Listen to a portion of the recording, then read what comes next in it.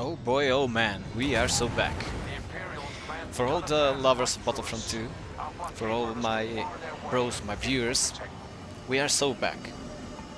It has been a tremendous few months for Star Wars in general, with Andor, with the re-release of the Revenge of the Sith, with Battlefront 2 going ahead and becoming a game again. It was saved from cheaters, if you know what I mean. So there are a lot of players, especially shown on the Steam charts. Have in mind that the Steam charts are not the only place for this game. There is also the Epic Games and the EA Game Store. And that's only for PC. For PlayStation and Xbox, there are separate player pool. So there are quite a lot of people now getting back to the game. There are some new people getting into the game because there were sales, at least on the PC platforms. But it's absolutely amazing. And for all of us that were with the game, you know, constantly throughout the years, it's a treat, you know. It's a good thing to see that the thing that you love, which is Battlefront 2, is not dead yet. And it will likely not be dead for a long time. And this is a message, you know, a message that EA should see. And after the DICE are done with, you know, the development of Battlefield 6, because okay, that's the priority now. After that, they definitely need to start working on Battlefront 3. And in my opinion, they need to make a few updates to Battlefront 2. You know, just to get the hype up. Imagine how many more players will get back into the game, buying the game again, if they do anything, you know? Anyway, the gameplay in the background, from what you see, is the defense of Andor on the Starfighter assault mode. So, as you know, my regular viewers know, I love playing Starfighter Assault, but I also love playing all things Star Wars. So I'm so happy, you know, we are back. This is sort of a perfect storm now. With Kyber Servers bringing us new content for Battlefront, they need to hurry up and release the Kyber Servers for the public. In that case, they would make a huge, how do I say, killing with that. If you don't know, Kyber Servers is a launcher that can load up Battlefront 2 with mods and be played online. Simple as that. I'll be making a video of it, how to get into the playtest that is running now. And I have some videos on my channel, of course, of me playing that server. So basically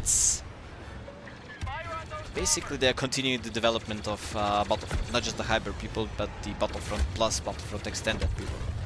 And it's amazing, they brought a lot of new stuff to the game.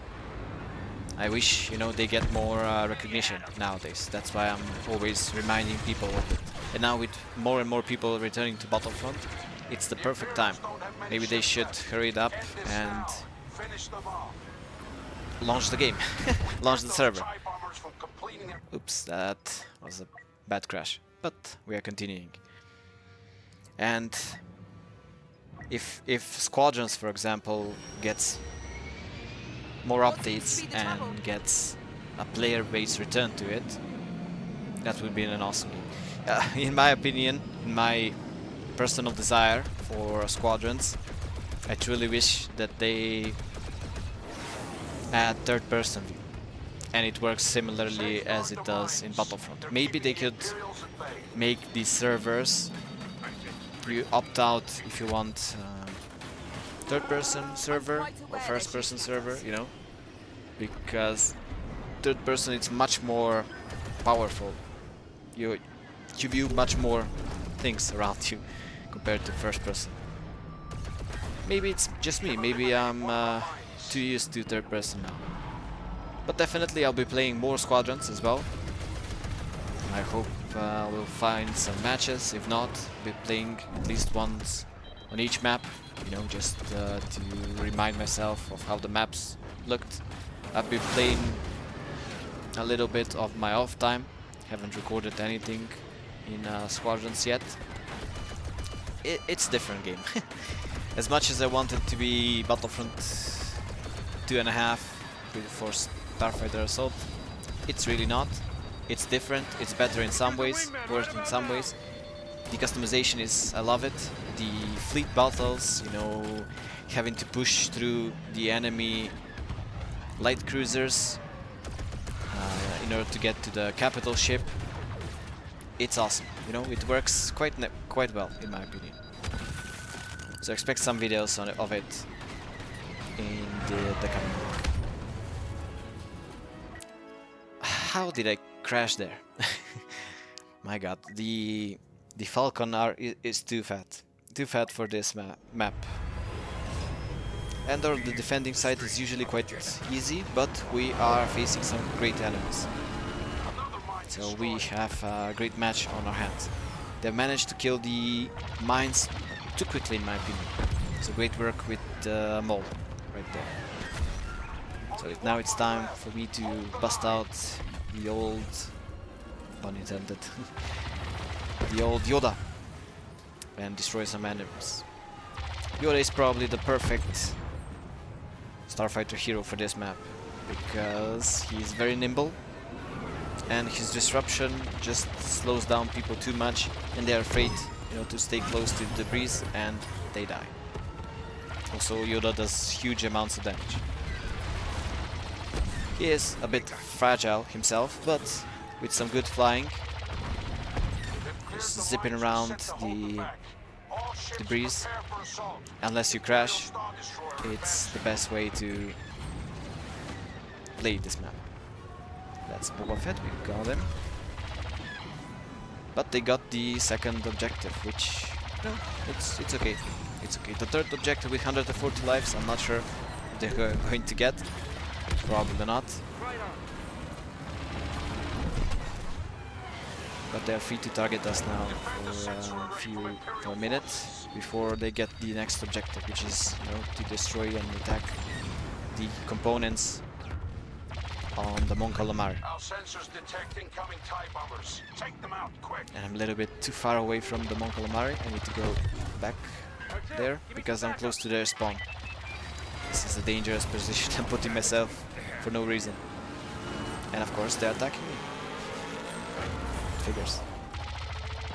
But as I said, Yoda is very fast, very nimble. Just get away from there. What's important in this mode, I mean in this part of the map especially, is to stop the bombers. They do massive amounts of damage.